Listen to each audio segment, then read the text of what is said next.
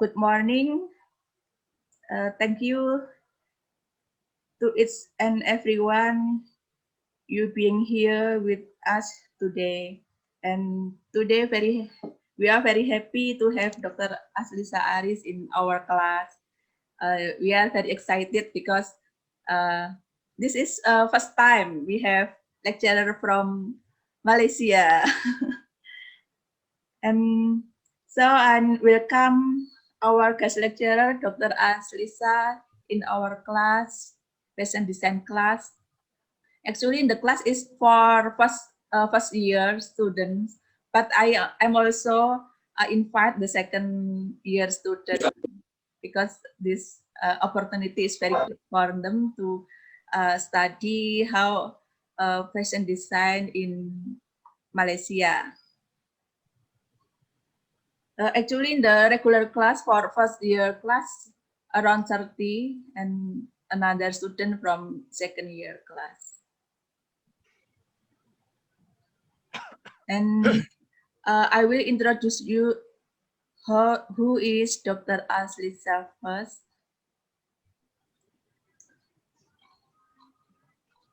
Yeah. Dr. Aslisa Aris accomplished her PhD in Art and Design from University Teknologi Mara, Malaysia. She received her Master in Arts in Fashion Design from the University of Central England, United Kingdom. She is currently the head of Study Center, Design Center at the Faculty of Art and Design, UITM Shah Alam.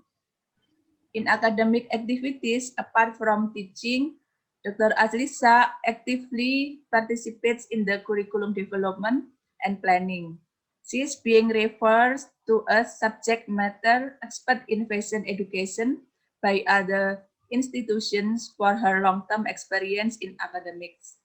She specialized in fashion design and pattern making. Her other interests include Malay costumes and sustainable design.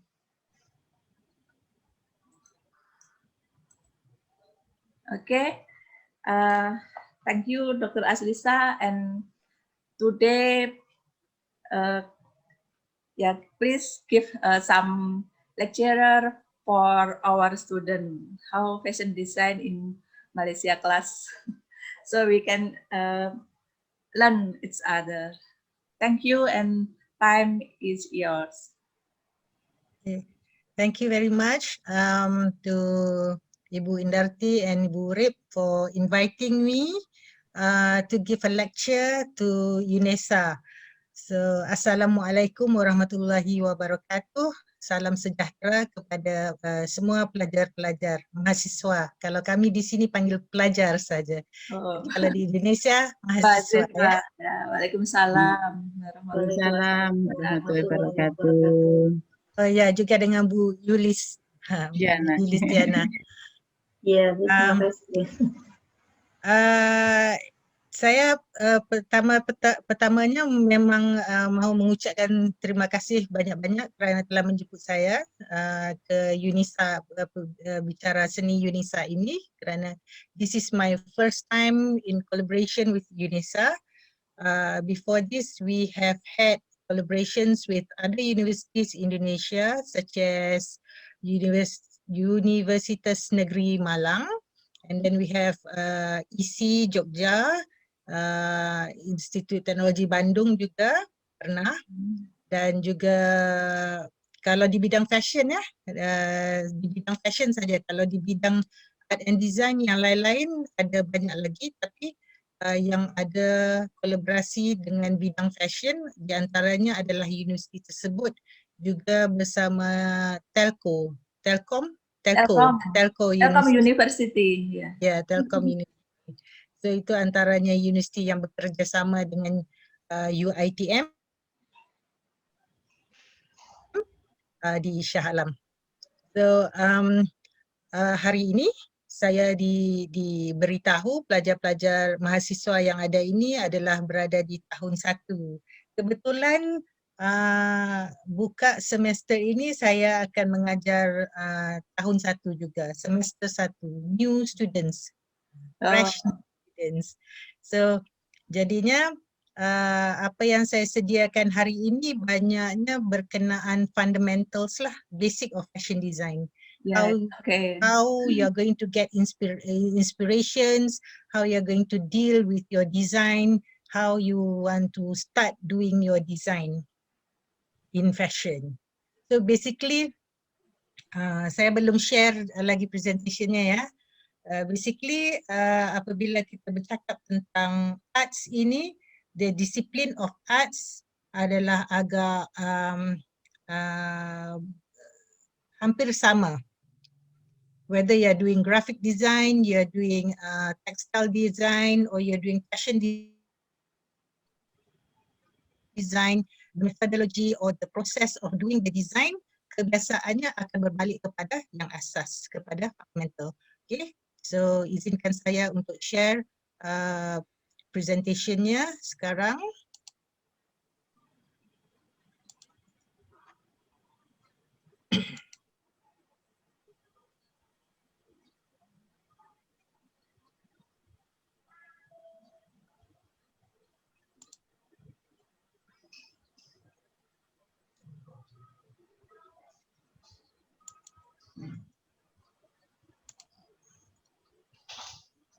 Boleh lihat ya? Ya, Dapat dilihat? Okay. dapat. Ya, sudah. So, apa yang saya mau kongsikan di sini bersama mahasiswa ialah the creative process. Ya, the creative process dalam fashion design. Okay, so this is the introduction. Sebentar ya, dia agak mengganggu saya di sini. Okay, introduction, the fundamentals of fashion design. Ini apa yang saya katakan tadi. Boleh dengar Bu suaranya? Ya, jelas. Ya, bisa jelas. Jelas. Oh, kalau di saya tu seperti putus-putus, jadi ada breaking. Okay, so introduction to the fundamentals of fashion design bermakna seperti apa yang saya katakan tadi, kita mesti bermula dengan yang asas. Okay, untuk membuat seni reka ini mesti kita faham apa itu asas seni reka. Kalau kita tidak pelajari, kita tidak tahu, kita tidak ada ilmu tentang asas seni reka itu agak sukar untuk kita membuat sesuatu rekaan. Ataupun kadang-kala kita fikir kita boleh membuat rekaan tersebut tetapi sebenarnya kita tidak faham apa yang kita reka. So di dalam konteks sekarang ya, dalam situasi sekarang terdapat ramai, kalau di Malaysia, situasinya di Malaysia terdapat ramai pengeluar-pengeluar fashion yang mengeluarkan rekaan fashion tetapi tidak ada asas dalam bidang fashion. Mereka ini kebanyakannya orang-orang yang telah berjaya dalam bidang perniagaan dan mereka punya wang. Mereka punya wang untuk membuat pelaburan dalam bidang fashion dan mereka minat dalam dalam jual beli fashion ni, dalam industri fashion kerana dilihat fashion ini adalah sesuatu yang sangat berpotensi dan sangat commercial, nilainya tinggi because every day you wear clothes. Nobody in the world that go around without clothes. So we wear clothes every day and we change clothes every day. Betul kan?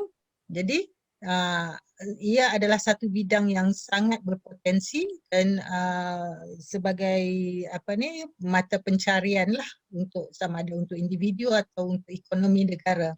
Jadi kalau kita tidak punya asas dalam bidang fashion, apa yang terjadi ialah kita sama ada kita menjual fashion itu mengikut kehendak pelanggan semata-mata ataupun kita menjual fashion itu dengan design yang tidak ada kualiti.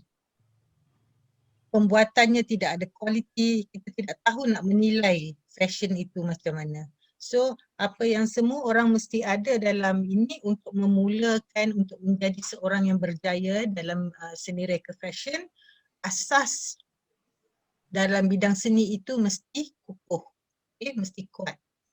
So element of design. Element of design adalah perkara yang adalah perkara basic, adalah perkara fundamental yang semua orang kena tahu dalam bidang seni reka. So ia adalah perkara yang tidak boleh kita katakan kita ambil mudah dan kita tidak mahu tahu, sebab perkara seperti elements of design inilah yang akan digunakan untuk menilai kualiti design tersebut. Okay, so sebagai mahasiswa dalam seni reka, saya kira semua orang sudah tahu tentang line, texture, shape, form dan color, dan ada boleh tidak hanya bergantung kepada 5 perkara ini, boleh juga ditambah dengan elemen yang lain, disesuaikan untuk fashion. Okay, kalau shape itu rupa sahaja, rupa bentuknya sahaja yang kita tengok flat in two dimensional surface. Tapi kalau form itu dia ada volume dan dia boleh dipegang as three dimensional. Okay, itu beza antara shape dan form. Kadang-kadang ada pelajar yang semester 1 yang baru saja mengikuti program seni reka ni, dia tidak boleh membezakan shape dan form di atas kertas.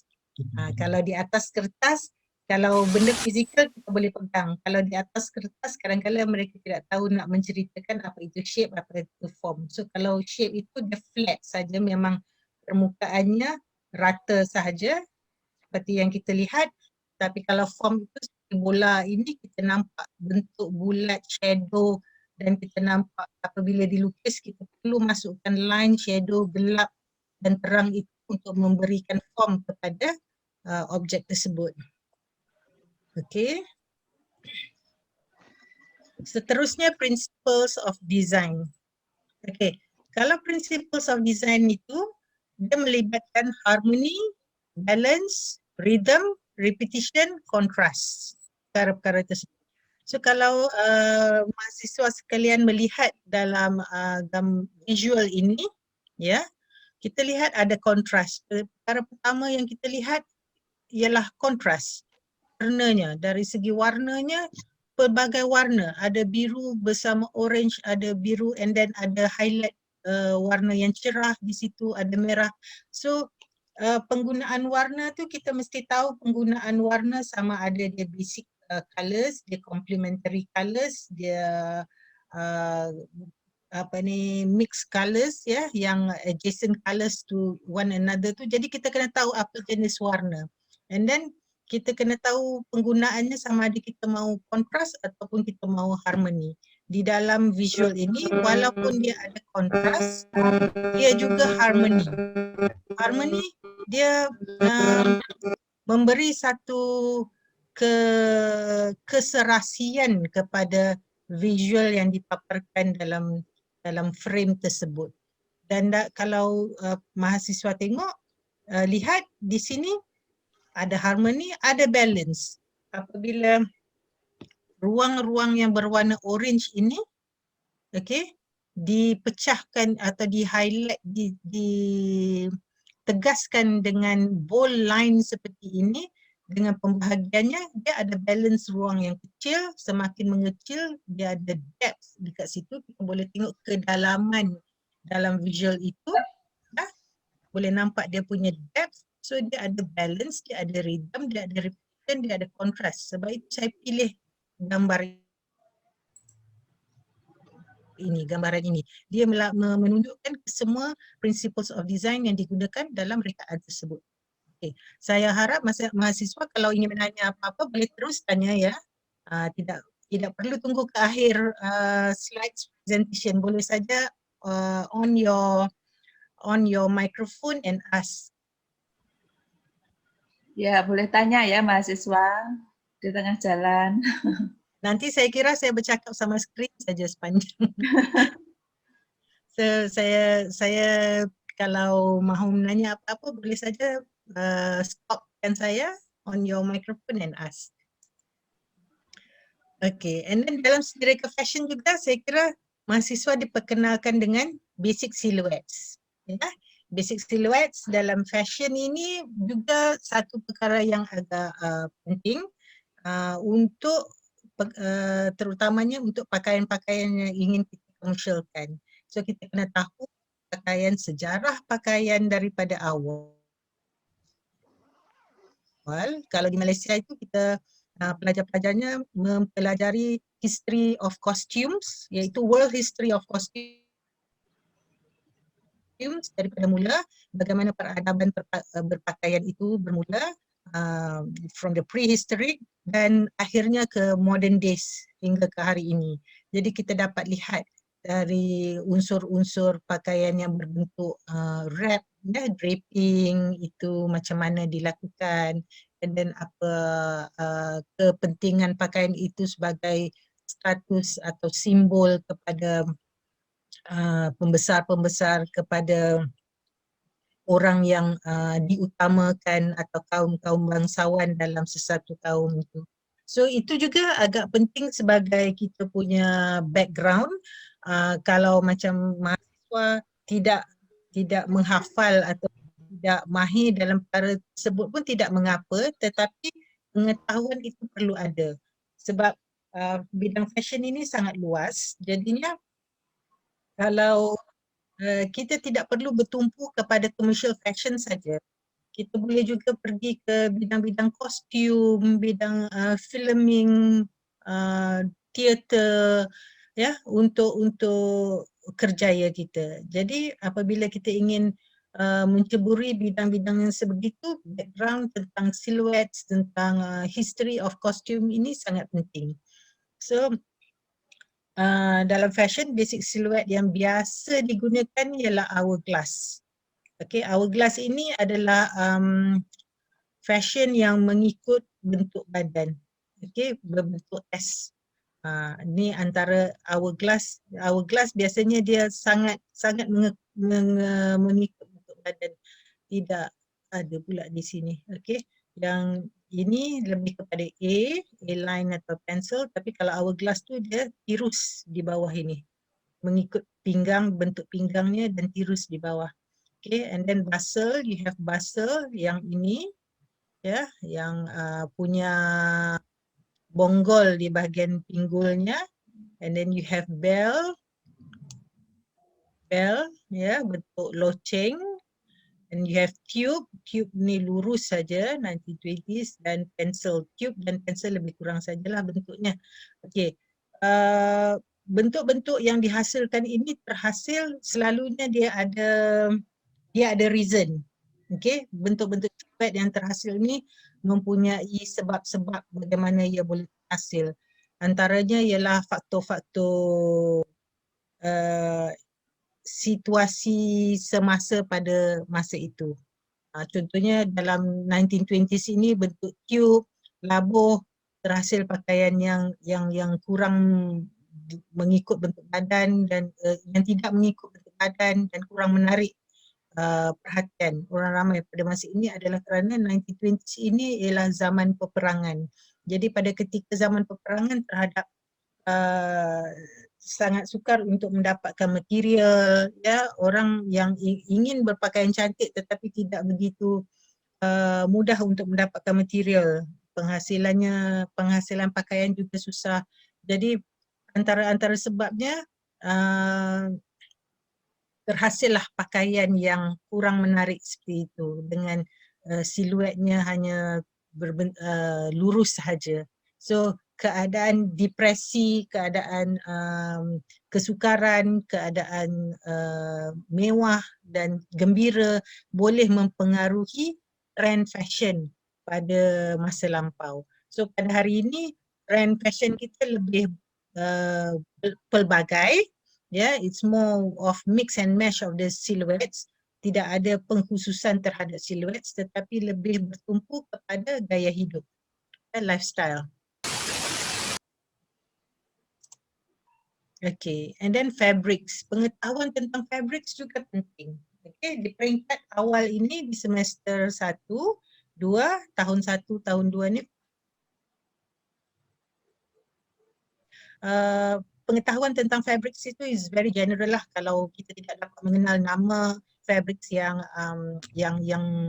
orang kata eksklusif, tidak mengapa. Tetapi cuba kita kenal jenis fabric itu seperti lightweight, medium weight, heavyweight. So ada keberatan setiap material itu, jadi pelajar harus tahu. At least tahu dia punya keberatan material, sebab apabila kita membuat design untuk kita sesuaikan dengan sesuatu rekaan itu, sama ada rekaan itu mahu dikategorikan dalam casual, office atau formal. Jadi kita kena tahu jenis fabric yang bagaimana mahu digunakan. Jenis yang sesuai. So at least we know the weight of the fabric. Okay. And then we have to know whether the fabric patterns is one-way fabric ataupun scattered motif terhadap fabric tersebut, sebab kita kena plan design kita bagaimana rupa yang kita hendak lakukan. Sama ada nak menggunakan textured fabric, sheer, luminous, shine, ya, dan sebagainya lah. Okey, ini proses kalau kita lihat sama ada dalam proses tersebut kita suka atau tidak untuk buat jahitan, menjahit sendiri, perlu tahu. Ramai yang disebabkan seperti saya katakan tadi, di Malaysia ini ada ramai instant fashion designers, ya. Instant fashion designers ni kami gelar mereka instant fashion designers ialah mereka ini tidak ada background in fashion tetapi mereka menggelar diri mereka designer kerana terlibat dengan industri fashion. Jadi kerana mereka tahu menjahit, membuat pakaian dan ada tempahan pakaian dengan mereka, mereka memanggil diri mereka fashion designer. Jadi istilah itu sebenarnya tidak boleh digunakan sewenang-wenangnya kalau kita tidak ada pengetahuan dalam ilmu fashion design. So seorang fashion designer dia tidak perlu menjahit, tapi dia perlu tahu bagaimana mahu menjahit, bagaimana mahu mencantum pakaian tersebut, how to assemble the garment and how to produce a quality garment. Itu penting bagi fashion designer. Tetapi kalau dia sendiri tidak mahir, tidak skillful, tidak boleh menghasilnya, tidak mengapa, sebab dia perlu ada orang lain yang boleh membantu dia untuk menghasilkan pakaian itu. Tetapi sebagai designer dia mesti tahu menilai produk yang bagus yang dijahit oleh orang lain. Okey, dan sebelum itu, sebelum menjahit perlu ada crafting, ya, pattern making, perlu ada kemahiran itu. Sebab seorang designer dia tidak boleh saja memberitahu pattern cutter, pattern maker, ya, untuk membuat pakaian yang direka oleh designer tersebut. Dia mesti ada kemahiran atau kefahaman untuk menghasilkan pakaian tersebut.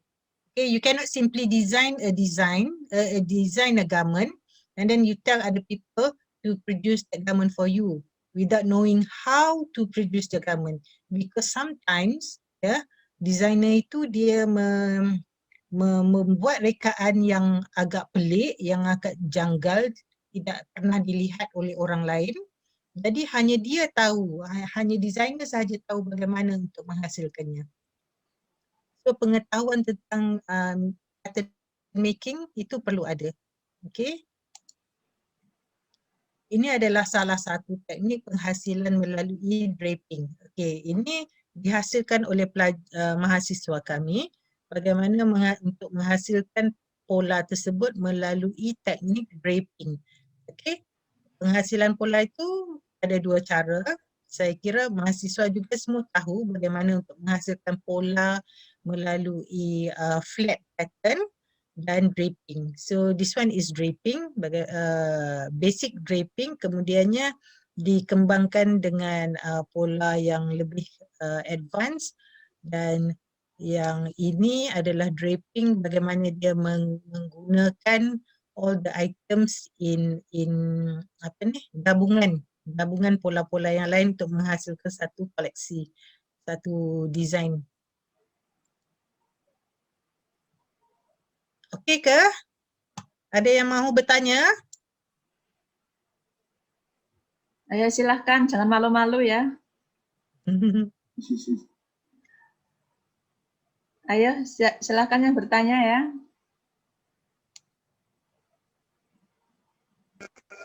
Ibu permisi, saya mau bertanya. Ya, Eh, apakah seorang fashion designer itu harus pandai dalam mendesain, maksudnya drawing ke maksudnya? Sketching and drawing.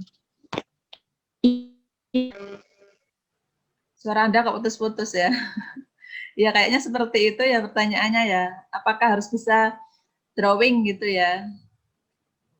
Yang menanya ini Apa ya tadi Krishna namanya ya? ya? Mbak Krishna ya? Krisnaka Siapa yang yang menanya tadi? Bu Krishna? Oh Ah, ya. ya. Krishna Ibu. Begini ya,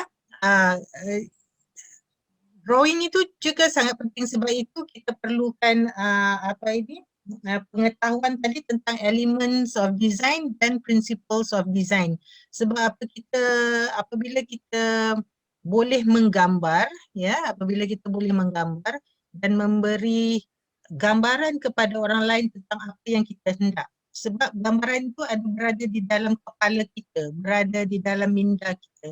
Kalau kita tidak boleh meluahkannya di atas kertas, memberi gambaran yang baik di atas kertas, maka orang lain yang mungkin tadi macam saya kata pattern maker ataupun dia punya tukang jahit tidak dapat menterjemahkan gambaran tersebut dengan baik. Dalam proses yang akan datang, dalam slides yang akan datang, kita akan tengok macam mana, bagaimana perkara tersebut boleh berlaku kalau kita tidak dapat memberi gambaran yang betul lah kepada tukang-tukang ataupun karyawan, kalau di Indonesia dipanggil karyawan ya, pengkarya-pengkarya tu untuk melakukan untuk menerjemahkan desain kita. Okay, so untuk menjadi seorang designer penting. Tetapi ada juga designer yang tidak boleh melakar, tidak mahir dalam lakaran. Dia boleh memberi gambaran, tetapi dia boleh buat teknik yang tadi saya katakan tadi, draping tadi, yang ini. Okay, dia tidak mahir melakar, tetapi apabila you beri fabric kepada dia, dia boleh terus pergi ke menggunakan dummy tersebut, dummy yang kita panggil tu, ataupun draping torso ke, banyak namanya lah, tapi kalau kami panggil dia dummy, gunakan dummy tersebut untuk membuat rekaannya terus ke atas dummy pun ada juga, boleh juga macam tu. Tetapi kebiasaannya seseorang itu perlu ada kemahiran menterjemahkannya di atas kertas dahulu, di atas 2D drawing sebelum menjadi pakaian sebenar. Okey, Krishna? Krisna sudah jelas. Ya, jelas Ibu. Ada yang mau ditanyakan lagi? Ibu, saya izin bertanya. Ya. Ya, teruskan. Ya. Perkenalkan, nama saya Brilian Angelia Jumbi, NIM 20 dari D4 Fashion Design angkatan 2019. Pertanyaan saya, apakah lebih baik kita survei fabriknya dahulu sebelum kita membuat suatu sketsa atau desain untuk menentukan atau mengetahui bahwa fabrik itu cocok di desain kita? Dalam hal jatuhnya suatu kain itu, atau maksudnya itu misalnya kita membuat desain yang jatuh, itu kan kita harus mengetahui fabrik atau bahannya dahulu. Nah, itu apakah harus seperti itu? Maksudnya harus mengetahui bahannya dulu, atau kita bisa memperkirakan suatu desain yang nantinya menggunakan bahan seperti apa, seperti itu, Bu? Terima kasih. Sama. Okey, jawapannya dua-dua juga boleh. Okey, bergantung kepada apa yang kita hendak design. Okey, ada bila nanti sama juga di slide yang akan datang kita tengok bagaimana perkara ini boleh berlaku. pertamanya kita kena ketahui apa tema atau konsep yang kita hendak design untuk dipasarkan. Kalau kita punya tema kita sendiri, kita punya idea kita sendiri, kita boleh saja mulakan dengan sketching, ya, sketching, drawing, dan kita tahu akhirnya fabric itu juga akan didesain atau direka khusus untuk desain kita. Kalau di pasaran barat, Europe, sebagaimana yang kita lihat apa yang berlaku di fashion runway, ya, di fashion show, kalau yang lepas-lepas lah sekarang ini semuanya sudah berlaku secara virtual. Di pentas-pentas peragaan fashion itu fabriknya kita tidak pernah lihat yang ada di pasaran. Kerana idea itu dia saling bertukar antara textile designer dan fashion designer. Apabila seorang fashion designer itu mendapat inspirasi, ingin mengeluarkan sejenis rekaan hasil daripada inspirasi alam, katakan, ya. Jadi dia menggunakan tekstur-tekstur dan warna-warna daripada alam untuk rekaannya, tetapi tidak boleh didapati daripada fabric yang sedia ada. Jadi textile designer tadi perlu adapt, mengambil kira bagaimana kolaborasi di antara textile designer dan fashion designer. Jadi kemudian fabric itu akan dihasilkan.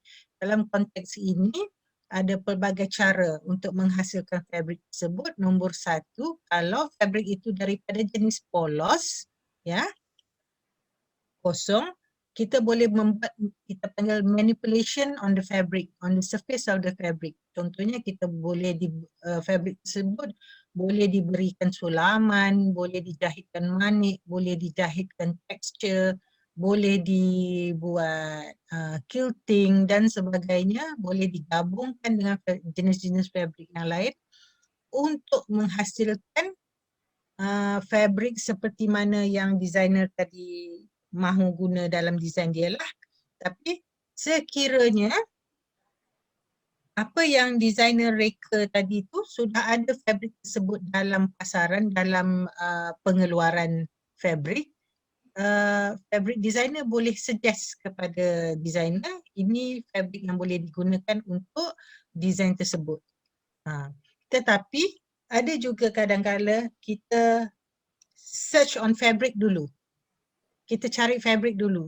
Kita ada satu konsep, kita mahu membuat satu commercial konsep untuk 6 bulan akan datang yang bertemakan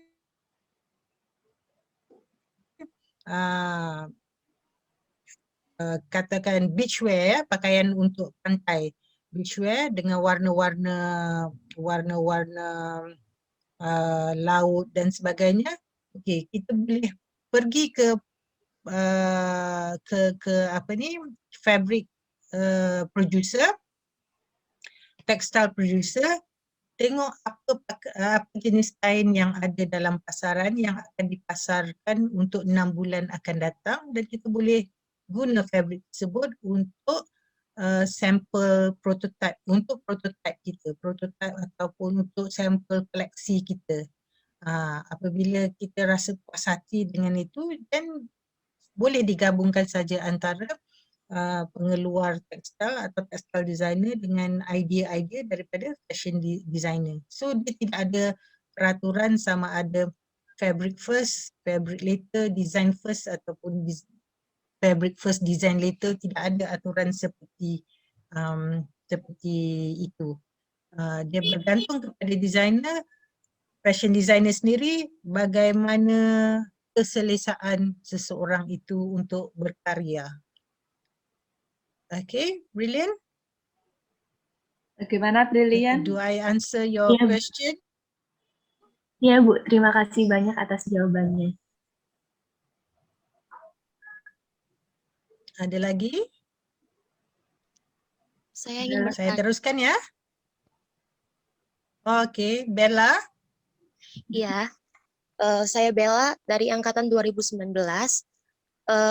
Bila nanti kita sudah menjadi seorang fashion designer, lalu menemui customer yang banyak sekali permintaan untuk dibuatkan sebuah desain busana, akan tetapi ketika desain tersebut sudah jadi, customer tersebut itu tidak cocok dengan desain yang kita buat.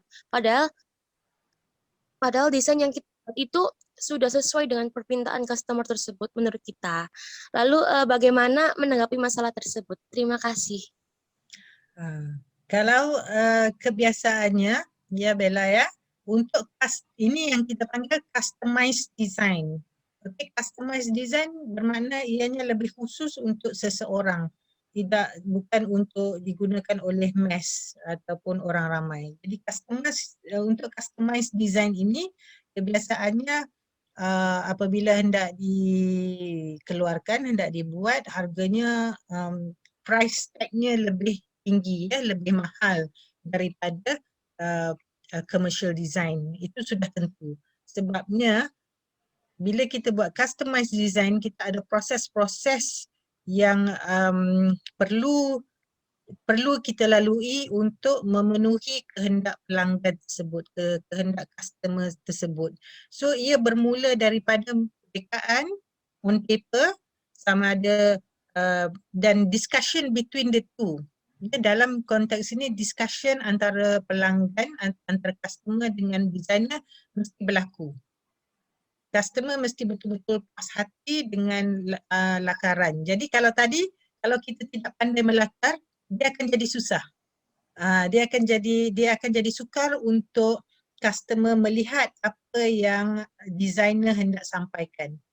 Okey, kadang-kadang kalau di Malaysia tu kadang-kadang kita dapat juga customer yang dia sendiri ingin melakar sendiri desainnya dan memberi kepada designer apa yang dia nak. Tetapi disebabkan dia tidak ada kemahiran melakar itu, kadang-kadang dia pun tidak tahu, tidak boleh interpret apa yang ada dalam kepala dia untuk diterjemahkan kepada fashion designer.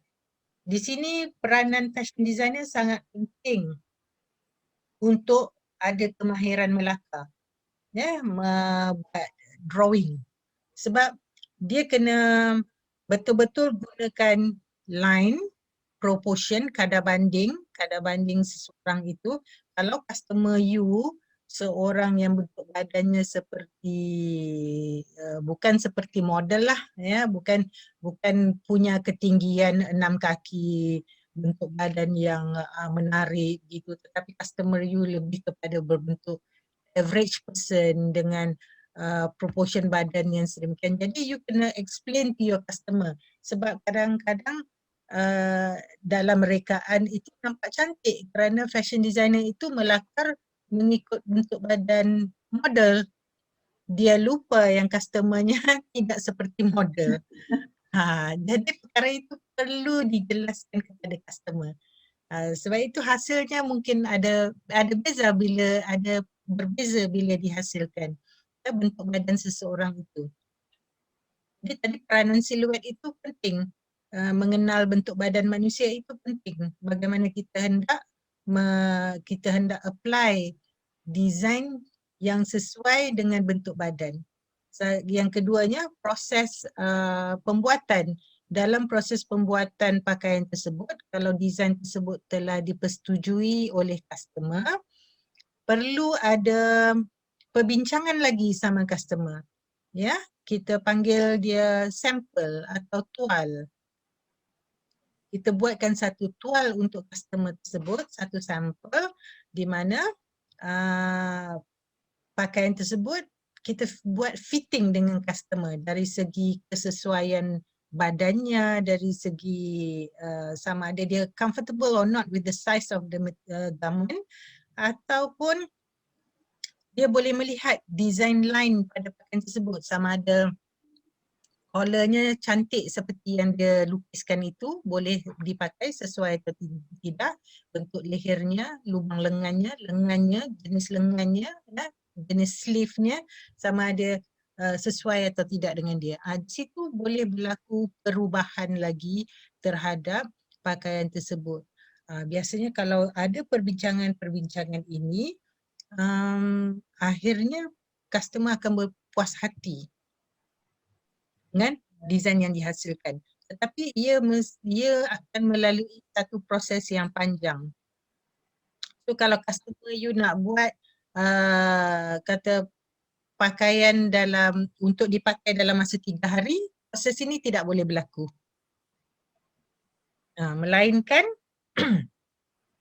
Melainkan you punya pengkarya-pengkarya, you punya pekerja-pekerja yang sanggup bekerja dengan anda dalam jangka masa yang panjang.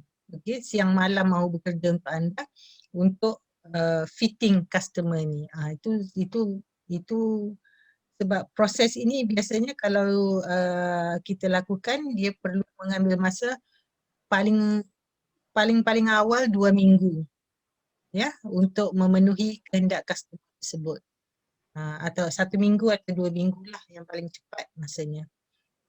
Kalau tidak ada perbincangan itu, memang customer berhak untuk menolak baju yang telah direka untuk dia. Sebab dia sendiri tidak boleh menggambarkan daripada 2D itu terus kepada 3-dimensional garment. Okay, Bella? Baik, terima kasih banyak Ibu atas jawabannya. Alright. Boleh saya teruskan? Ya, diteruskan dulu. Okay, so design this is a quotation by Donna Karan. Design is a constant challenge to balance comfort with lux, the practical with the desirable. Ini yang saya katakan tadi ya. Kita kena sebagai pereka fashion, dia bukan suatu perkara yang mudah untuk mereka pakaian, sebabnya kalau kita lihat dalam rekaan produk yang lain, produk itu adalah produk yang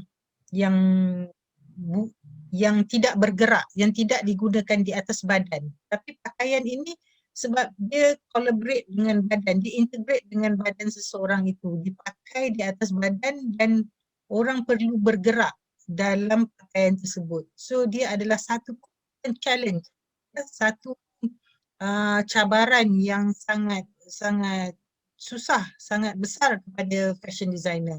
And then dia perlu diimbangkan, perlu balance comfort with lux. So apa yang you mahu, keinginan you, kemewahan you mesti bersekali dengan comfort, mesti bersekali dengan keselesaan. Jadi kalau pakaian itu cantik, mewah tapi tidak selesa, dia bukan satu design yang berjaya lah. Okay, begitu juga practical dan desirable. Antara yang practical, fungsi yang boleh digunakan pakai dengan sesuatu yang kita mahu. So we have to be practical and comfort with the garment, then we can call the garment successful. The design is successful. Okay. Okay. Untuk memulakan idea itu, kebiasaannya seorang designer ini akan perlu punya subject matter untuk menghasilkan sesuatu karya atau satu design. Okay, subject matter is the representational content of the work. Okay, selalunya kita nak menggambarkan pakaian yang kita hendak hasilkan, dia punya projection ataupun target kita adalah untuk future. We don't design for yesterday's work or we don't design for yesterday's fashion. We design for for future, for 2 weeks punya product fashion, for 3 months punya projection, for 6 months punya projection, for 2 years punya projection. We don't design untuk hari ini. Jadi kita perlu idea dan kita perlu ada asas, subject matter, reference untuk kita menghasilkan idea-idea yang bagus. Okay.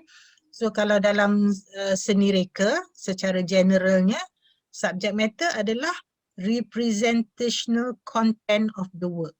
Pengisian kepada sesuatu karya. Okay, dia adalah pengisian kepada sesuatu karya. And the work is mainly the focus of the art. Dan dia akan menjadi fokus kepada karya tersebut.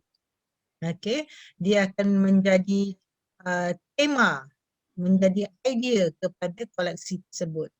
Okay, And then the subject matter is the main idea presented in a piece of art, usually an idea that was taken from the mind of the artist and translated into a visual representation of a thought, feeling, and emotion. Okay, works of art may not only have a subject matter, but they may also contain symbols. Untuk pakaian yang dalam tradisional, ya, pakaian-pakaian tradisional, pakaian yang terlibat dengan nobility, dia lebih bermain dengan simbol. Tetapi pakaian yang kita commercializekan ini, subject matternya lebih kepada representational of the art, idea untuk pakaian tersebut, dan digunakan secara apa ni, sebagai satu cara untuk menghasilkan emotion, feeling kepada koleksi tersebut. Nanti kita boleh tengok selanjutnya dalam slides yang ada lah. Okay. Contohnya sebelum menghasilkan pakaian atau satu koleksi, pelajar mahasiswa boleh membuat storyboard ataupun mood board ini. Okay. Storyboard atau mood board ini biasanya diasaskan satu subject matter tadi. Kalau you boleh tengok subject matter ini, subject matter yang ada di belakang storyboard ini adalah daripada lautan, daripada seascape. Ya, ada karang-karang, ada terumbu, itu menjadi dia punya inspirasi atau subject matter dalam karya yang ingin dihasilkan dan bagaimana hendak dihasilkan. Jadi semasa kita membuat kajian-kajian ini, element of design tadi, principle of design tadi perlu digunakan. Okey, perlu digunakan untuk mengkaji bahan dan untuk menghasilkan lakaran-lakaran yang ingin kita hasilkan dalam fashion design. Kalau anda boleh lihat di sini, ya, terumbu atau karang-karang ini punya lapisan-lapisan garisan seperti ini yang berulang, dan repetition, and then size yang berbeza. So bagaimana itu boleh dihasilkan dengan kemungkinannya pada masa ini kita belum tahu lagi apa yang hendak dihasilkan. Mungkin fabriknya akan jadi hasilnya sebegini. Tetapi kalau menjawab soalan siapa tadi ya, Brilliant yang menanya tentang fabrik tadi, sama ada fabrik dulu atau design dulu, apabila kita ingin menghasilkan sesuatu yang sebegini, kita tidak tahu sama ada kita ada atau tidak fabrik seperti ini untuk dihasilkan. Jadi kalau sekiranya ingin dihasilkan fabrik seperti ini, designer perlu berusaha untuk menjadikan fabrik yang sedia ada terhasil seperti ini di atas desainnya. Okay, begitu juga dengan form yang sebegini. Kita perlu tahu sama ada atau tidak fabrik yang boleh yang boleh menghasilkan form sebegini. Kalau tidak ada, jadi designer perlu create the fabric to get this kind of form. Jadi sebab itu tadi pentingnya kita tahu sama ada fabric itu daripada jenis lightweight, medium weight ataupun heavy weight.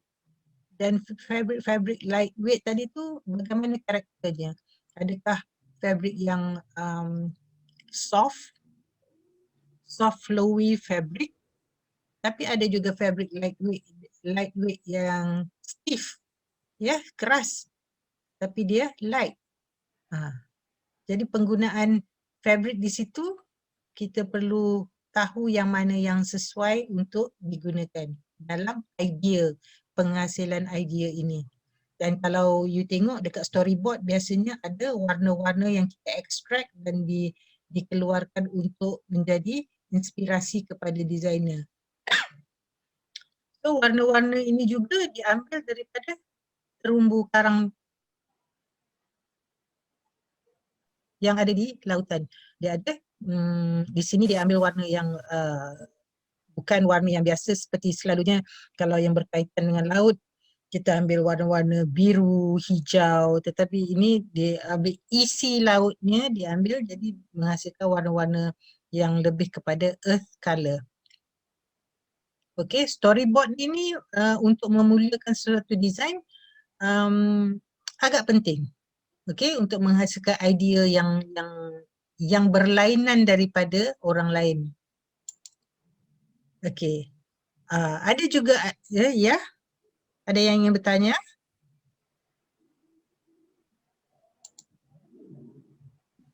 Belum, Bu. Oh ya, Belum? Okey.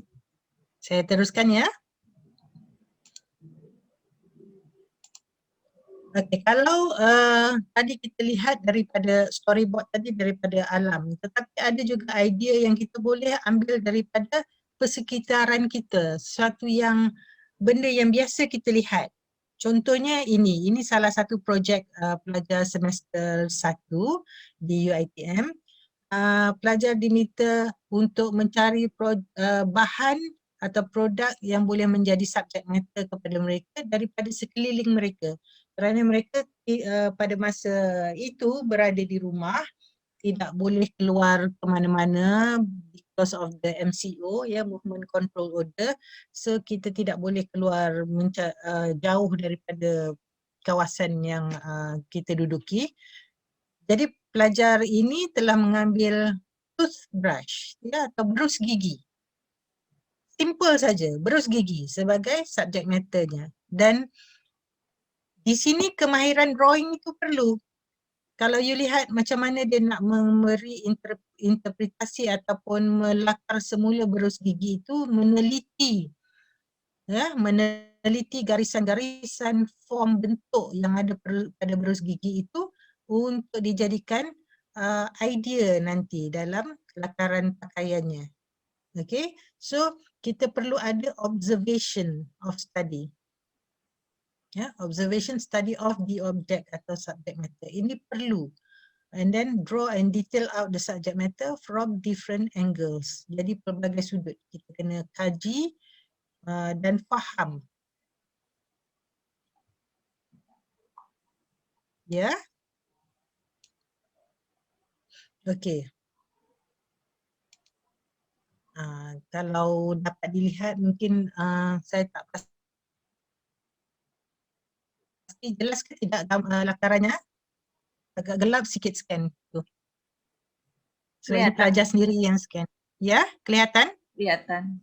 Okey. So di sini kita boleh lihat daripada bentuk-bentuk ini sudah idea yang okey, ini idea pertama, kedua, ketiga, yang ini sudah ke-7, ke-8, ke-9. Saya skip lakarannya. Daripada sini kita boleh lihat lakaran awal itu bagaimana bentuk daripada batang berus gigi tadi.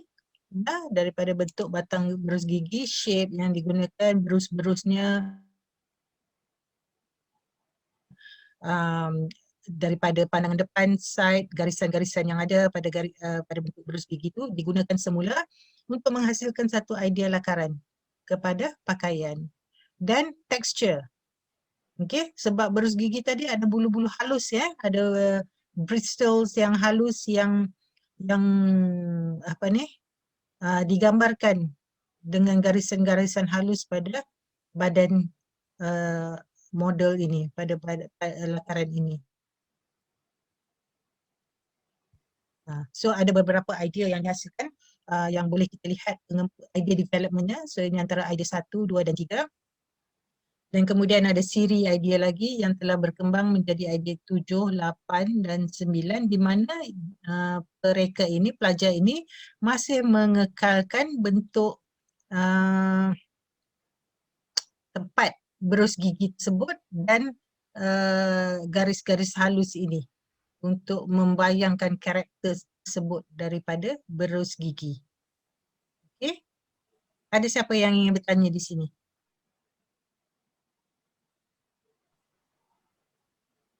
Saya teruskan, ya. Okey, kalau di pentas-pentas peragaan fashion sama juga, ya. Idea boleh didapati daripada mana-mana saja. Yang ini ideanya adalah daripada bunga-bungaan. So from nature, from living things, you can see Bali untuk fall dan winter menggunakan wisteria, ya. Digambarkan kalau asalnya bunga-bunganya seperti ini, digambarkan di atas pakaian seperti ini. Dan ini juga daripada mahasiswa, bagaimana dia menggunakan harimau. Isunya di sini apabila kita mencari untuk mencari idea ya untuk penggunaannya, selalunya mahasiswa kami menghubung kait antara objek dengan isu yang ingin ditengahkan. So, apa isu yang ingin ditengahkan? Kalau bercerita tentang harimau Malaya ni ataupun harimau tersebut, ianya semakin pupus. Kepupusan haiwan tersebut menyebabkan mereka ingin mengetengahkan isu ini. So, dengan mengambil warna, garisan-garisan pada harimau tersebut atau dilakarkan semula. So, apa yang you lihat di atas inspiration board ini ialah pakaian ini di collage ya, dilukis semula di atas model. So, model ni sebenarnya edit ya, diedit semula dan dilukiskan pakaian yang direka oleh pelajar dengan memasukkan idea-idea bagaimana mereka tersebut mahu menghasilkan pakaian tersebut. Ini the whole collection lah. Akhirnya dia menghasilkan the whole collection yang berbentuk sedemikian dengan lakaran-lakaran harimau ataupun jungle inspired tu ya, dengan background yang sedemikian di atas pakaian yang dihasilkan. Dan ini hand drawn ya. Dia melukis menggunakan fabric pen. Okey, begitu juga idea sekiranya kita mengambil daripada landscape, seascape. So you boleh lihat bagaimana mereka menggunakan warna daripada alam ini untuk menghasilkan satu pakaian yang begitu flowy, begitu anggun, ya.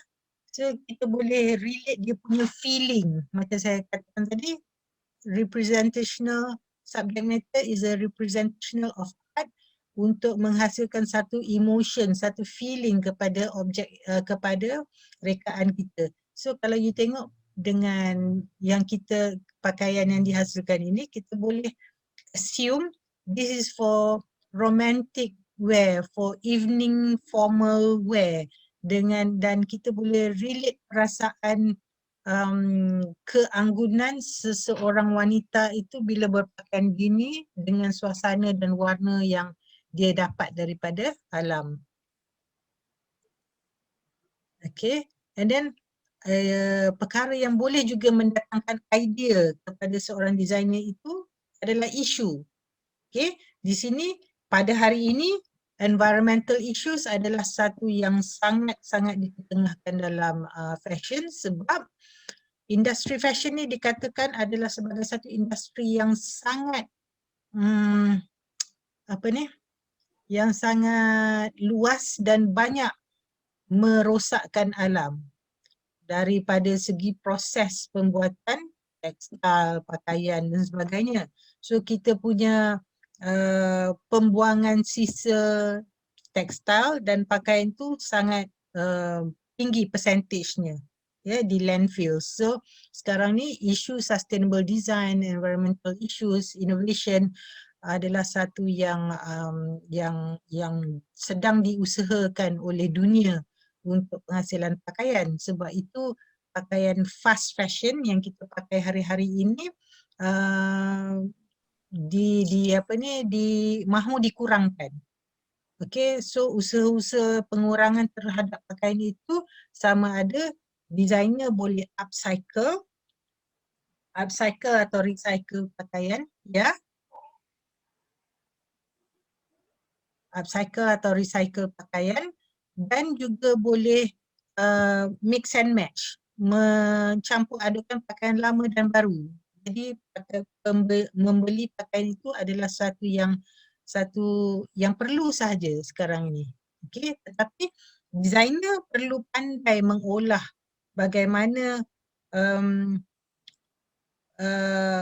campuran itu ataupun gabungan pakaian lama dan baru itu perlu diketengahkan supaya industri pakaian tidak terkesan dengan idea atau konsep ini.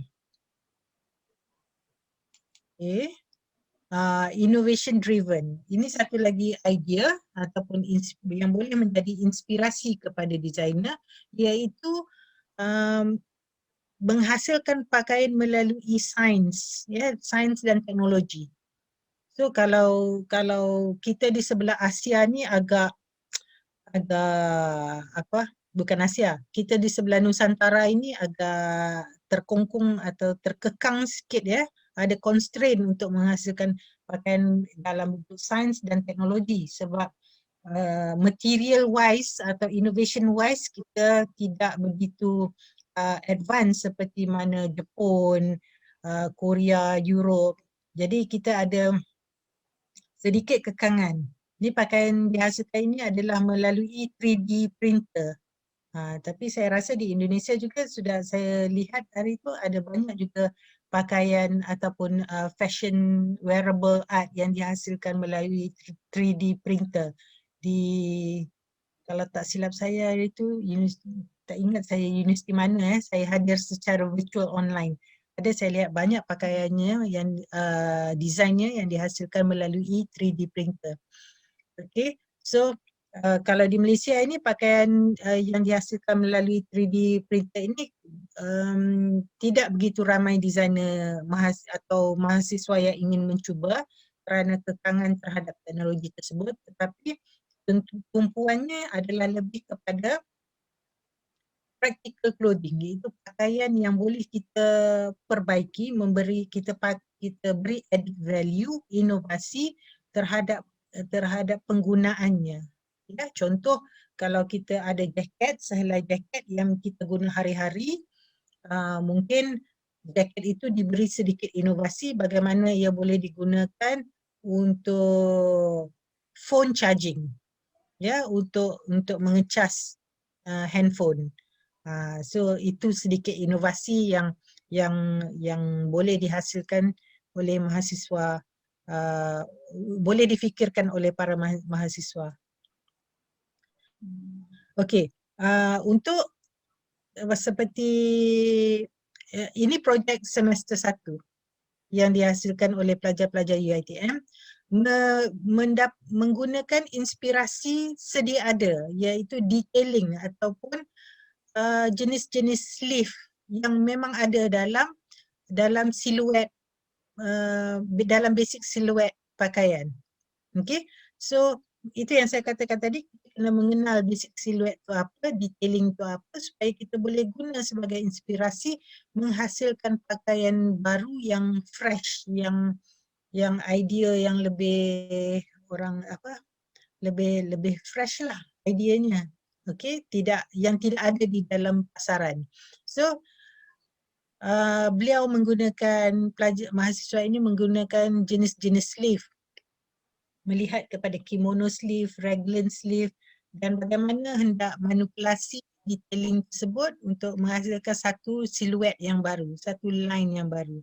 Okay, sebab ini tadi pelajar semester 1, jadi sketchesnya belum begitu lengkap dah. Jadi sketches tu masih basic lagi, dan apa yang kita tekankan dekat sini dalam lakarannya ialah kadar banding body itu mesti tepat. Jadi kalau sebegini lukisannya, apabila dihasilkan nanti mesti tepat dengan kadar banding yang dilukiskan. Itu exercise atau latihan yang diberikan kepada mahasiswa.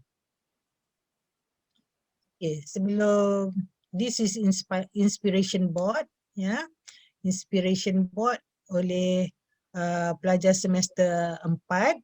Di sini board ini sedikit berbeza dengan board yang lain sebab board ini adalah digunakan untuk projek sustainable design. Projek yang macam tadi kita tengok tadi tu,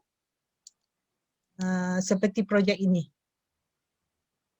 Okay, menggunakan kitar semula denim. So dengan bahan-bahan yang kita ada ini, denim yang terpakai, pelajar menghasilkan satu design yang baru. Hasil daripada denim jeans yang lama. So beliau membuat sedikit kajian ataupun menunjukkan mana-mana bahagian yang perlu diubah, diguna pakai semula denim yang lama, poket yang diambil daripada jeans ataupun waistband daripada jeans digunakan semula di atas pakaian tersebut. Okay, and then colour. Colour juga memberi peranan kepada you punya design sebab objek atau subject matter yang you gunakan itulah yang akan memberi warna, idea, tema kepada design you. Kalau design you mengambil inspirasi bunga-bungaan, dan jenis bunga yang macam mana? Kadang-kadang kita tak boleh nak kumpulkan semua jenis bunga. Kita mesti ada satu tema. Kalau kita mengambil bunga-bunga rose sahaja ataupun bunga-bunga macam ini, dia lebih kepada commercial flowers yang banyak digunakan. Jadi dia mengambilkan tema bunga-bunga tersebut saja untuk menghasilkan warna-warna dalam koleksi pakaian yang hendak dihasilkan. Kalau macam tadi yang mula-mula kita tengok tadi, warna daripada binatang-binatang dalam laut ataupun terumbu-terumbu karang dalam laut, dan kita ekstrak warna-warna tersebut sahaja untuk kita ketengahkan di dalam desain kita. Okay, and then daripada bunga-bungaan tadi, ya, warna-warna tadi dikeluarkan dalam satu study atau kajian yang sebegini. Warna tentang hue merahnya ada berapa banyak, hue birunya ada berapa banyak, and then bila dimasukkan kepada rekaan-rekaan yang telah dimulakan tadi, beliau menggunakan contrast color. Ini semua adalah idea awal, ya, draft ideas. Kalau contrast color bagaimana rupa yang boleh dihasilkan, kalau warm color bagaimana, kalau cool color bagaimana sketches yang boleh dihasilkan. Okay, so daripada barisan koleksi ini barulah diperhalusi lagi setelah berbincang dengan para pensyarah, baru diperhalusi dan akan dihasilkan satu rekaan yang disetujui bersama para pelajar dengan pensyarah. Tapi yang untuk latihan yang ini kita hanya buat on paper saja. And then okay, saya nak tunjuk ini. Ini adalah satu presentation pelajar yang menggunakan upcycle tadi, ya.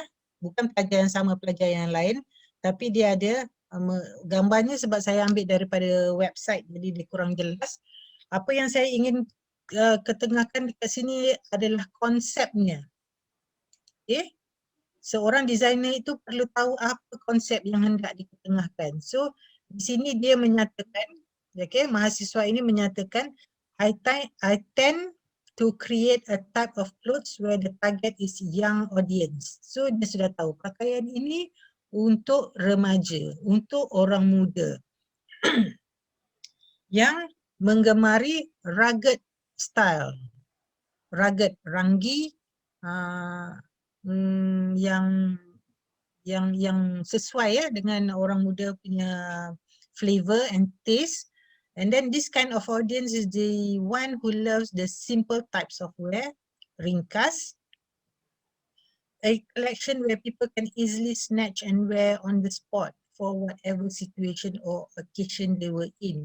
So pakaian yang hendak dihasilkan mestilah ringkas, dia target untuk orang muda, boleh dipakai ke mana sahaja. Okay. My collection conveys the idea of sustainability. Di sini idea konsep sustainability ini diketengahkan dengan penggunaan reconstruction and reproduction of used garment. Ini kita panggil tadi upcycle. Reconstruct and reproduce pakaian terpakai ataupun jeans denim yang telah terpakai. The idea is to educate people to use their creativity in order to create a new type of wear and clothes for those who have a lot of clothes. and they find it hard to throw away. With that, I hope to contribute this idea to a larger society that I can help save the environment as a designer. So ini adalah satu orang kata tanggungjawab fashion designer lah, tanggungjawab designer dalam industri ini untuk mengurangkan kerosakan alam. So kita tidak boleh stop atau menghentikan terus kerosakan tersebut, tapi kita dengan usaha yang sebegini kita harap dia boleh mengurangkan kerosakan alam. So ini adalah menjadi inspirasi kepada designer tersebut bagaimana dia nak memulakan sesuatu karya. Okay. Balik-balik kepada idea development tadi, kalau you tak boleh melakar, you boleh buat collage. So pelajar ni dia buat collage. Okay, collage ialah dia tampalkan bentuk-bentuk ke atas body tersebut untuk mendapatkan idea macam mana nak menggunakan bahan subject matter tadi. Okay. Ataupun kalau you belum ada you tidak mahir melukis tadi, macam yang ada ni, dia menggunakan draping sebab kami berada dalam PKP, dalam MCO, ya. Tidak ada bahan ataupun pelajar tidak ada dummy yang life size. So pelajar digalakkan membeli anak patung yang size-nya agak proportionate dan menggunakan draping teknik tadi ke atas anak patung untuk menghasilkan siluet-siluet baru, idea baru bagaimana nak menghasilkan rekaan baru. Jadi itu salah satu cara kita nak menangani macam mana nak mendapat idea untuk lakaran. Ini daripada yang idea yang ketiga ini asalnya. So pelajar memasukkan garisan-garisan untuk menampakkan dia punya keseimbangan dari segi line, kontras, harmony and repetition tadi, dan akhirnya dihasilkan di atas dummy, digambarkan di atas dummy seperti ini. Saya tidak ada gambar yang dipakaikan di atas modelnya sebab itu di dalam bentuk video. So saya stop sharing di sini bagaimana nak mendapatkan inspirasi dalam penghasilan creative fashion. So pelajar-pelajar boleh bertanya kalau ada soalan lagi yang ingin ditanyakan. Ya, silahkan yang punya pertanyaan. Sangat menarik tadi ya, saya juga sampai terkesima.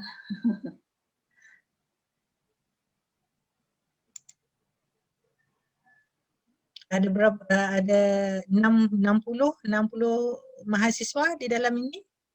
Ya, hampir. Okey. Okey, silakan kalau ingin bertanya apa saja.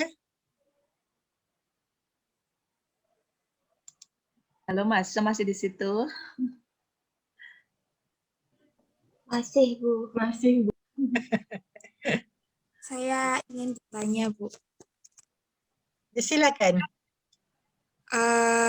Sebelumnya perkenalkan, nama saya Faza Amelia Nabila dari D4 Tata Busana 2020. Sebelumnya saya juga mohon maaf agak melenceng dari topik yang Ibu bahas. Jadi pertanyaan saya itu satu faktor pembeda antara penjahit biasa sama fashion designer itu kan tingkat originalitas desain. Tapi saya sebagai orang yang baru belajar fashion design itu melihat bahwasannya desain antara penjahit biasa sama fashion designer yang sudah terkenal itu sebenarnya tidak jauh beda, mungkin dari kualitas bahannya aja gitu. Jadi saya mau tanya, gimana sih cara kita menilai tingkat originalitas desain seorang fashion designer gitu. Terima kasih. Okey. seperti yang saya katakan tadi, proses, ya, proses tukang jahit biasa, dia memang boleh menghasilkan kualiti yang hampir sama dengan designer. Tetapi proses menghasilkan pakaian tersebut, ya, itu yang membuatkan dia berbeza antara tukang jahit, ya, dengan fashion designer. Okay, kalau katakan kita menghasilkan satu jenis kemeja, okay, kemeja yang dihasilkan oleh tukang jahit dengan kemeja yang dikeluarkan oleh designer dan dijual di butik. Kemeja yang dihasilkan oleh designer di butik mungkin katakan boleh mencapai sehingga $100 US dollar. Tapi kemeja yang sama pada pandangan kita boleh dihasilkan oleh tukang jahit dengan harga mungkin RM30, $30 saja. Betul? Tetapi yang dihasilkan oleh tukang jahit ditentukan oleh customer-nya dari segi fabric. Mungkin fabric, customer bawa fabric pergi jumpa tukang jahit, saya mahu kemeja ini. Kemudian dia hanya hasilkan $30 itu upah dia hasilkan kemeja tersebut dengan kualiti yang sedemikian. Tetapi designer tadi dia mulai dengan proses yang begitu panjang sekali untuk menghasilkan satu kemeja. Ya, dia mencari idea, mencari cerita, mencari konsep, mengeluarkan warna, mengkaji tentang fabric. Dari segi kualiti fabric tu macam siapa tadi, Faza ya. Katakan dia mungkin ada beza dari segi kualiti fabric. Fabric yang dikeluarkan oleh designer kebiasaannya fabricnya lebih tinggi kualiti yang di butik. Okay, saya tidak bercakap tentang mass production ataupun pengeluaran yang dibuat secara besaran, tapi kita bercakap tentang fabric yang dikeluarkan secara eksklusif lah. Sebab biasanya fabric yang dikeluarkan secara mass production harganya lebih setanding dengan yang dibuat oleh tukang jahit. Okey, jadi kita sebenarnya apabila dia satu produk yang dikeluarkan oleh designer, kita membayar bukan saja pengeluaran bahan tapi kita membayar kepada idea dan proses yang telah dilalui oleh designer tersebut. Okey. Dan selalunya apabila fabric yang ada brand yang dikeluarkan oleh designer, dia ada cerita dengan yang datang dengan produk tersebut. Ya, kalau you biasa yang itu kita katakan tadi design statement. Ya, design statement tentang mereka tu, apa yang dia nak buat, apa yang dia nak achieve untuk produk dia, untuk masyarakat dia. Dia harap produk ni boleh mengurangkan waste ataupun fabric waste untuk mengekalkan environmental issues supaya dunia ni lebih bersih, lebih senang didiami oleh semua orang. Dan dia harap konsep itu di pick up by others, ya, pick up by other people supaya macam mana ya, habit ataupun amalan menjadi satu budaya, satu amalan kepada kita supaya jangan membuang fabric sewenang-wenangnya. Begitu. So ceritanya begitu panjang sekali untuk menghasilkan satu baju. Itu yang kita bayar. Kita bayar untuk harga itu. Tapi kalau tukang jahit, saya mahu pakaian ini fabric saya. Ini begini mahunya. Mahu poket di sini, mahu lengannya sebegini, collarnya sebegini. Okey, jadi tukang jahit ambil sama ada dia mahu lukiskan atau tidak, terus dibuat pola, dijahit. Jadi kita bayar upah jahit. Yang tadi tu kita bayar upah idea dan proses sehingga penghasilan produk. Itu bezanya. Boleh, Faza? Ya Bu, terima kasih banyak. Ya, yang lain? Ada yang mau ditanyakan lagi? Ini kita itu juga ada kelas sustainable fashion juga, cuman masih baru. Oh, khusus ya, Bu? Kenapa? Kelas itu khusus untuk tajuk itu saja? Ya, Oh, okey. Mungkin kalau yang khusus begitu boleh kita aturkan untuk kolaborasi. oh ya. Ya, kita memang ada nanti semester ini ada sustainable fashion teori. Semester depan itu ada upcycling for practice ya. Jadi untuk prakteknya ada juga lebih ke sustainable-nya ke pewarna alam gitu juga ada. Oh, okey. Kalau di UiTM pun upcycling itu di kalangan mahasiswanya sangat popular. Zero waste pattern design. Ya. Tapi ini masih baru, memang kita juga masih baru semester ini untuk teori, semester depan untuk prakteknya. Dia lebih apa ni? Perlu banyak experimental process. Especially kalau macam kalau ibu katakan mau gunakan natural dye dan sebagainya, perlu ada banyak proses yang berkaitan dengan bahan dari alam lah. Iya, ya memang lebih banyak proses. Hmm. Ya, ayo mahasiswa yang 2019 kan yang program sustainable bagaimana? Anda kan kemarin masih dapat teori sedikit ya. Mungkin ada yang bertanya? Saya apa yang saya tunjukkan tadi itu bukan hanya daripada satu level mahasiswa, dia bermula dari ada yang semester 1 hingga semester 6 yang akhir lah.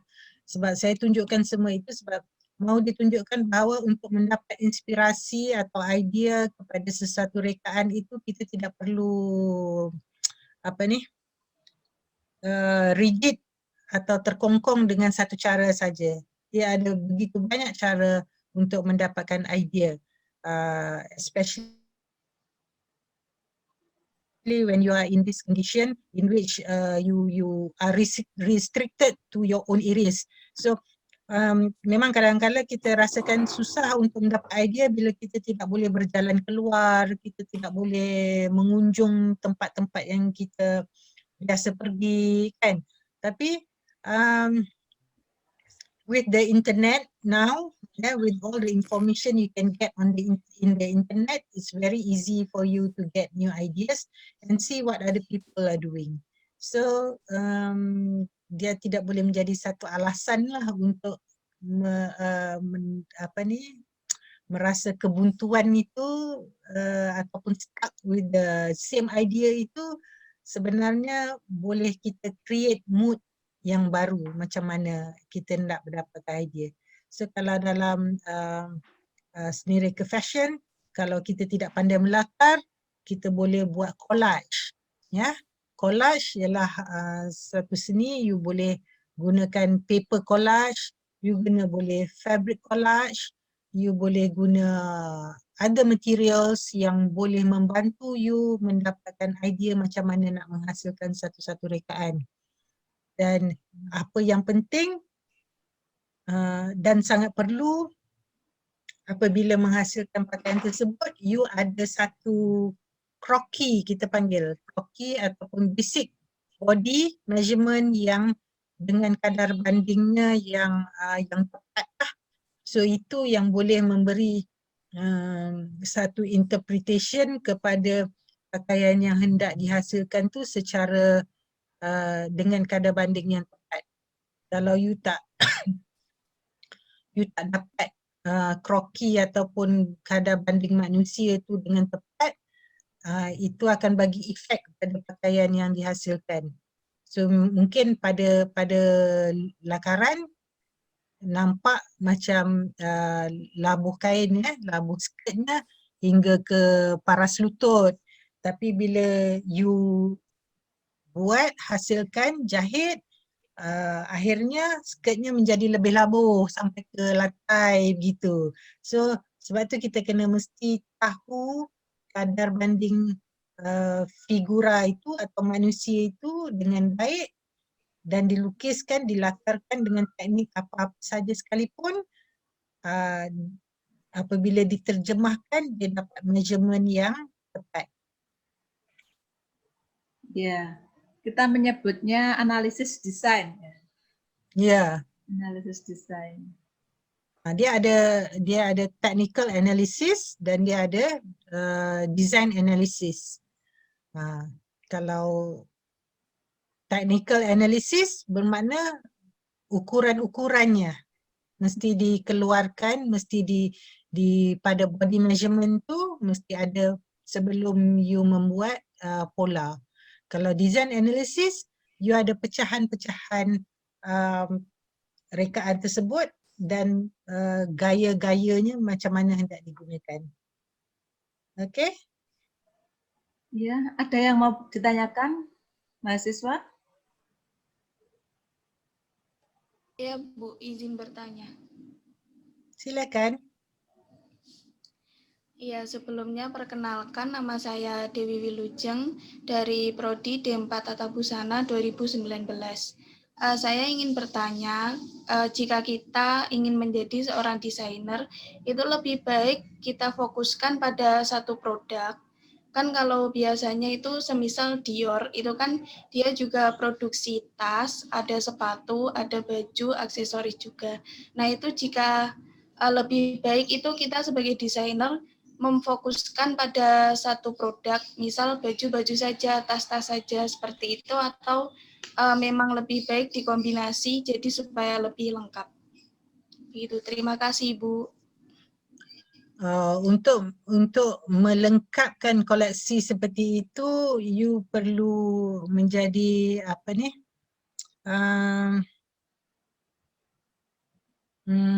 Saya nak kata apa? Seorang yang sangat kreatif dan multitasking lah.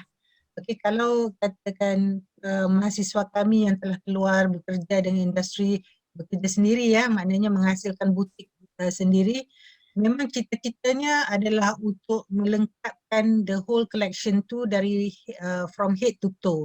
Maknanya ada pakaiannya, ada kasutnya, ada tasnya. Tapi untuk bermula dalam industri itu sendiri, sebagai kata seorang mahasiswa yang baru saja memulakan perniagaan atau menjejak kaki dengan berkenalan dengan industri itu, saya lebih mencadangkan kepada pengkhususan pakaian yang hendak dikeluarkan atau yang hendak di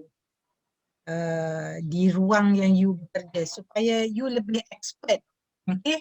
Sebab dari segi contohnya ya, kalau katakan mahasiswa itu keluar bekerja untuk orang lain dalam industri, untuk sesuatu brand, ya, untuk sesuatu local brand ke apa ke yang ada di Indonesia, you kena betul-betul faham dan arif tentang produk yang you hendak keluarkan tu. Kalau kita sebut pakaian wanita sahaja, there are so many range of pakaian wanita.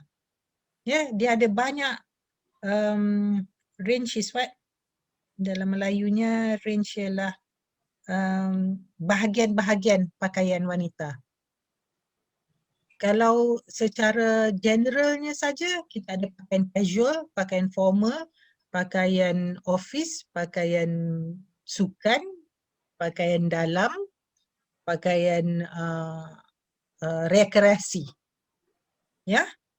Jadi kalau you seorang yang baru, kalau anda seorang yang baru mencebur diri dalam industri ini, sangat suka you nak masuk untuk mereka semua jenis pakaian itu secara wide, ya, secara luas untuk you fokus. So, tapi kalau you boleh fokus kepada satu saja jenis pakaian, contohnya pakaian sukan wanita, dan you tahu dalam jenis pakaian sukan pun ada banyak lagi cabang, ada banyak lagi range. Ada pakaian sukan aktif, ada pakaian sukan untuk observer, ya, aktif yang bermain sukan dan aktif yang pemerhati saja. So itu pun dah jadi bezel juga. So kena dalami lagi apa jenis pakaian ini. Jadi make sure when you are in the industry, you jadi mahir untuk satu jenis range atau pakaian, tetapi at the same time you are aware ataupun you mengambil tahu semua jenis pakaian yang lain. Supaya dia akan jadi satu peluang untuk you mengembangkan prospek dalam industri tersebut. Contohnya bila kita dah sudah skillful atau mahir dalam pakaian sukan, untuk melengkapkan range tersebut, then you buat bag untuk pakaian tersebut, bag sukan, come together with that pakaian sukan. Dan bila you dah ada dua kombinasi tu, barulah you buat kasut sukan untuk melengkapkan you punya brand. So you ada kasut, you ada bag, you ada pakaian. So you must take one step each time. Kalau you macam terus buka butik ataupun buka satu perniagaan dengan satu brand name, you nak venture semua head to toe. You perlu ada partners doing that atau designer lain untuk berkolaborasi dengan you. Memang you tak boleh buat sorang-sorang. Unless you are superwoman, superhuman, you boleh buat. Ya? Ya, kolaborasi sangat penting. Ya. Fashion, saya sering beritahu mahasiswa fashion, terutamanya pelajar-pelajar saya, mahasiswa saya, apabila di tahun pertama mereka ada yang memang first time masuk fashion design, baru mahu belajar melukis, baru mahu mengenal sistem atau proses pembelajaran dalam art design ini bagaimana. Saya sering beritahu mereka dalam industri fashion terutamanya, there is no way you can work on your own. Okay, there is no way at all you bekerja seorang diri. Mesti ada kolaborasi. Kalau you owner butik, you hasilkan pakaian, you jahit, you dah buat semua tu segalanya, tetapi you perlukan orang lain untuk photoshoot, untuk ambil gambar baju you, untuk promosi pakaian you, untuk market your product.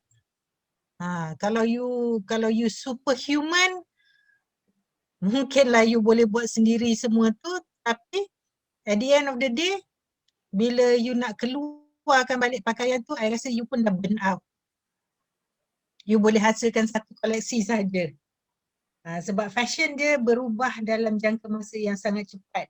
So you cannot do everything on your own. Sebab kalau kita bercerita tentang fashion, fast fashion dia berubah almost every week. Okay, in fast fashion, permintaan dia almost every week. Kalau dekat US, dekat Europe sana, especially US lah, perubahan fashion tu macam selang sehari saja. Hari ni you letak display, esok orang dah copy buat yang lain. So the next day you kena fikir lagi apa nak keluarkan yang baru. That is fast fashion. Tetapi kalau di konteks Malaysia, Indonesia ni, saya rasa perkembangannya agak tidak secepat itu. Mungkin dalam masa 2 minggu kita kena keluarkan sesuatu yang baru untuk pasaran yang besar. Ya. Ya, bagaimana Dewi? Ada yang mau ditanyakan lagi? Iya, baik Ibu, sangat jelas pengertiannya. Terima kasih banyak atas ilmunya. Ya, jadi nanti satu dulu aja ditekuni gitu ya. Nanti kalau sudah satu aja itu sekarang perkembangannya sangat cepat ya namanya fashion. Jadi kalau sudah lama baru boleh menambah koleksi atau bekerja sama dengan temannya. Kamu bagian ini, si B bagian ini, nah, itu bisa. Ya, saya sangat menggalakkan mahasiswa kalau macam ketika belajar ni ya, kamu ada kata 5 orang rakan-rakan yang sangat serasi. Ya, 5 orang rakan baik yang sangat serasi. Apabila you graduate nanti, you meninggalkan universiti ini, you berkolaborasi dengan 5 orang rakan-rakan ini dengan strength ataupun kekuatan masing-masing. Kalau contohnya tadi Dewi bagusnya dalam bidang pakaian perempuan, wanita. And then ada yang namanya di sini saya panggil saja ya, Putri bagusnya dalam bidang pakaian lelaki. And then ada yang bagus dalam kasut, membuat rekaan kasut. And then rekaan aksesori. Jadi yang satu ini mungkin dia tidak begitu bagus dalam rekaan, tapi dia begitu bagus dalam management.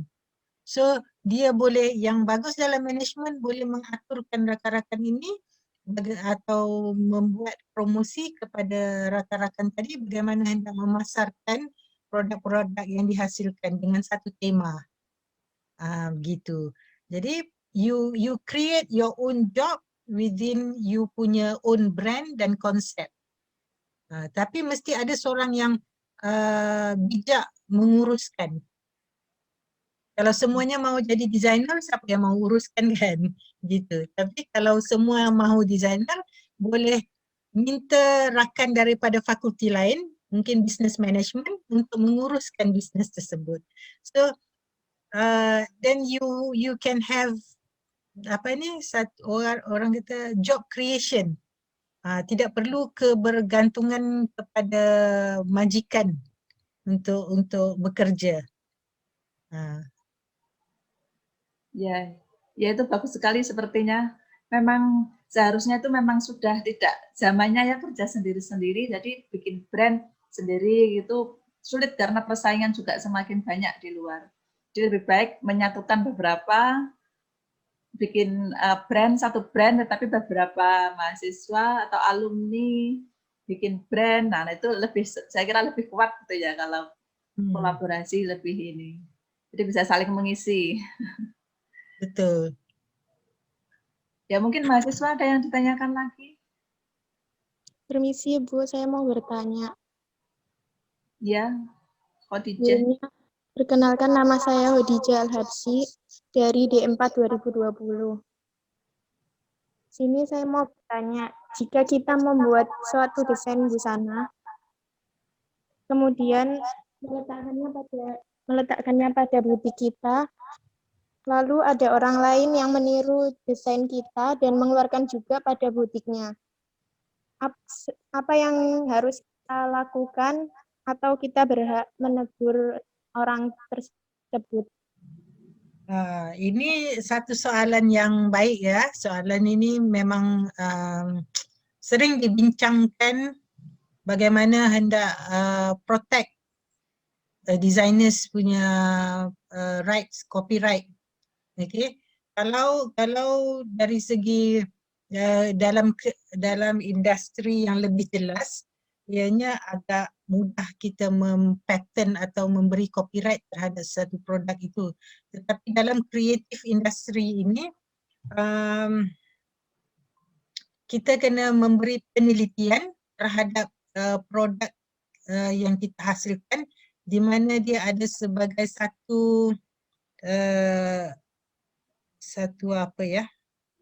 satu pengenalan kepada produk kita itu, supaya tidak boleh ditiru oleh orang lain lah, ditiru oleh orang lain.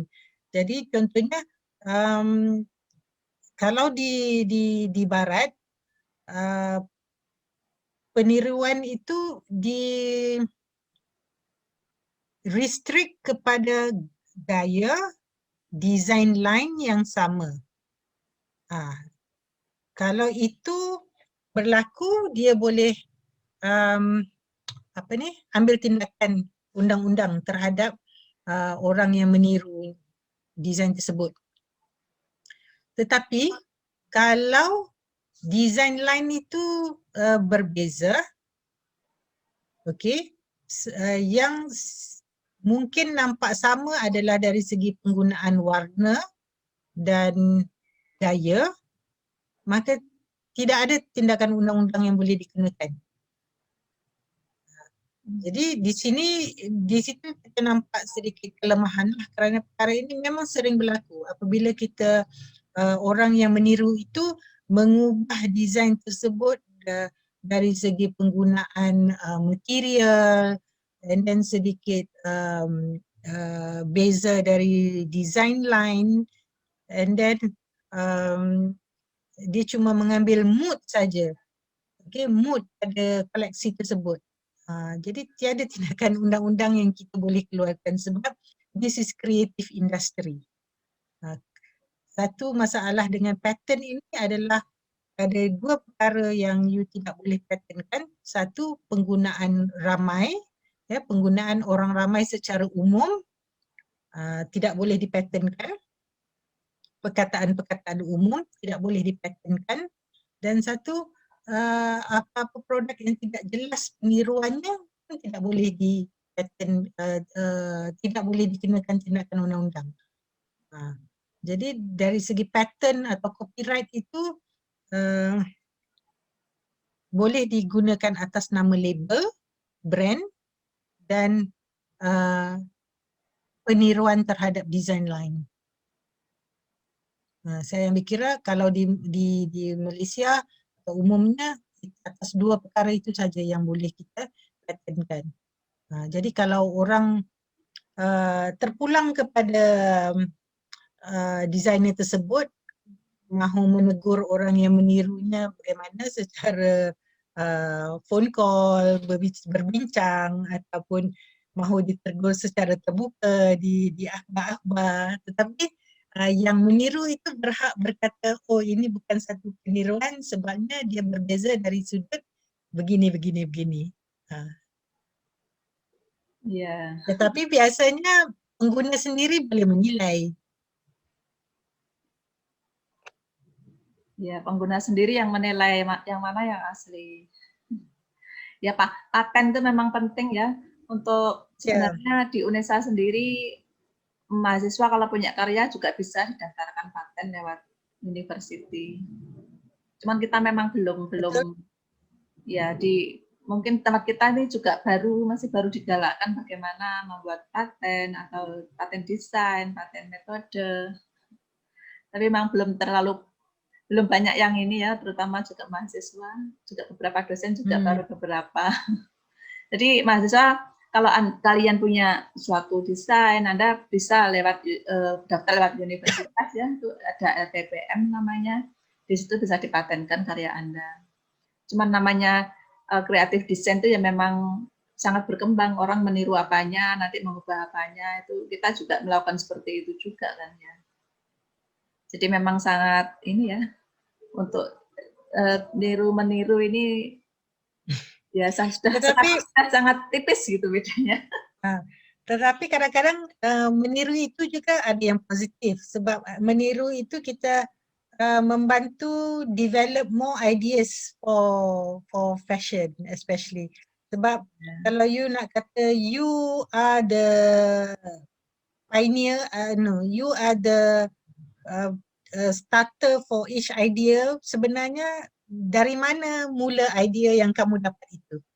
Kalau daripada apa yang telah saya bentangkan tadi ya, kamu meniru daripada alam, meniru daripada siluet yang lepas-lepas, meniru daripada idea kostum yang lepas-lepas, itu menjadi satu inspirasi. Sebenarnya peniruan itu lebih kepada inspirasi untuk sesuatu yang lebih baru. Kalau meniru itu benda yang exactly the same, then itu kita katakan meniru. Tetapi kalau dia melalui satu perubahan dalam creative industry ini, dia adalah satu penambahbaikan, dia satu idea development kepada sesuatu yang lebih baru. Itu cabarannya lah. Ya, oke. Ada lagi yang mau ditanyakan?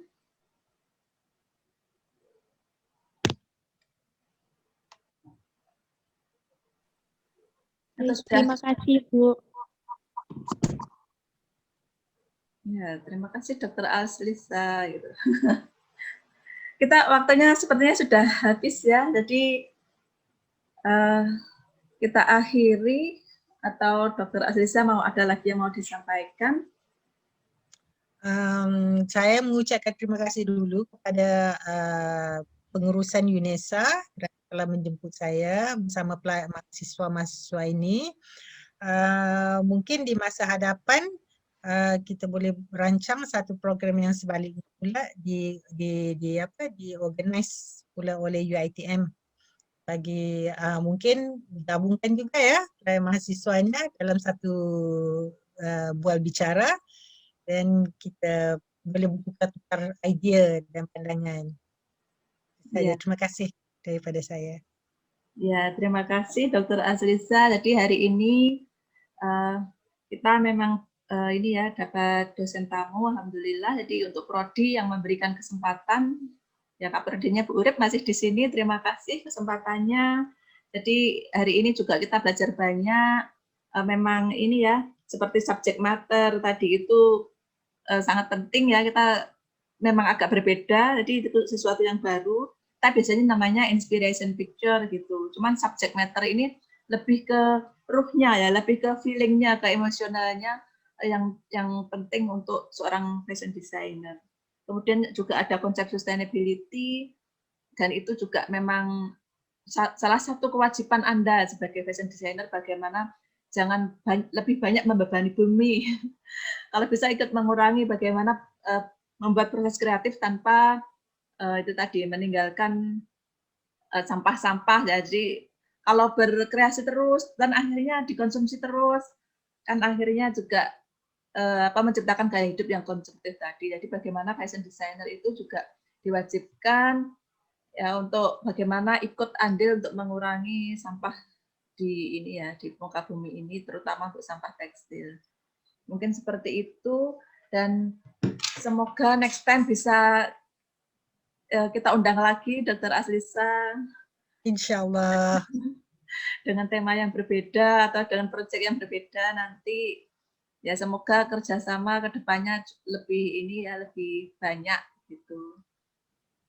Ya mungkin Bu Urip masih di sini ya, karena Bu Urip masih di sini. Silakan Bu Urip, masih termute Bu.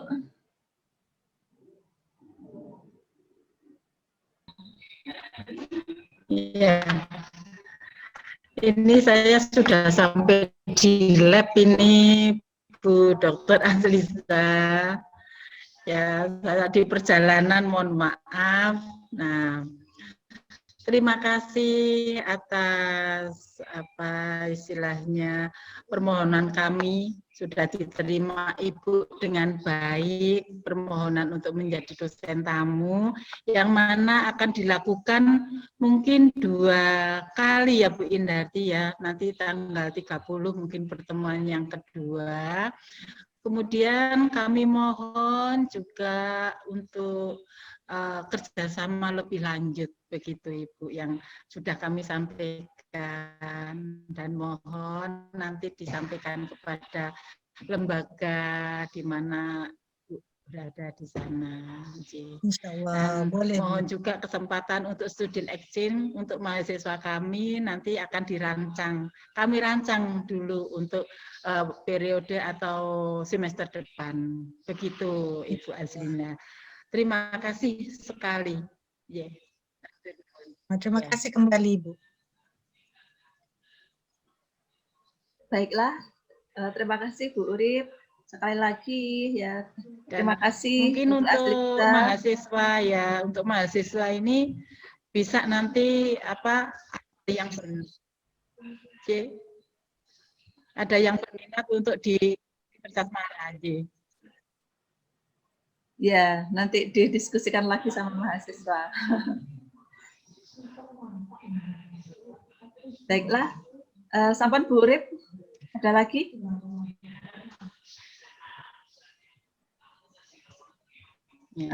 Ya, suaranya agak putus-putus.